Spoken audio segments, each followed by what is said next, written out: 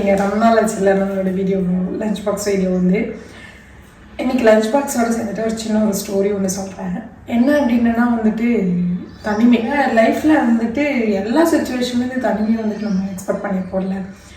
So அந்த தனிமை வந்துட்டு நமக்கு நல்லது சொல்லித்தருதா கெட்டதை சொல்லித்தருதா தான் இருக்குது. தனிமையில் எப்படி மேம் நல்லது கெட்டது அது சொல்லித்தரோம் அப்படின்னா, தனிமை வந்துட்டு நீ யார், நம்ம யார், நம்ம சரௌண்டிங்ஸ் என்ன இருக்குது, நம்ம சரௌண்டிங்ஸில் இருக்கிறவங்க எப்படி இருக்காங்க, நமக்குள்ளே என்ன இருக்குது, நம்ம சரியாக இருக்கிறோமா இல்லை நம்ம தப்பாக இருக்கிறோமா அப்படிங்கிறது காட்டி கொடுக்குறது வந்துட்டு சரியான தனிமை.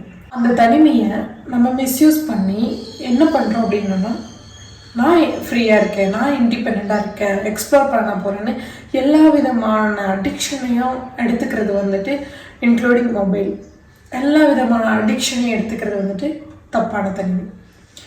ஸோ தனிமை வந்துட்டு நமக்கு ஒரு நல்ல வெல்விஷராக இருக்கலாம், நமக்கு ஒரு நல்ல ஃப்ரெண்டாக இருக்கலாம், நமக்கு ஒரு நல்ல ரிலேஷன்ஷிப்பாக இருக்கலாம் தனிமை. பட் அந்த தனிமை நமக்கு வந்துட்டு எப்போ தீய ஃப்ரெண்டாகுதோ, எப்போ வந்துட்டு தீய வழிகாட்டி ஆகுதோ அப்போ வந்துட்டு தப்பான தனிமை.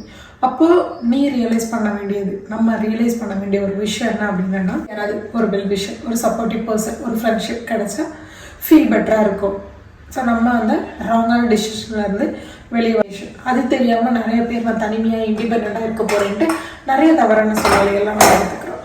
ஸோ அதெல்லாம் எடுத்துக்காமல் so we can be move it. இன்றைக்கி நம்மளோட லஞ்சுக்கு வந்துட்டு மஷ்ரூம் பிரியாணி,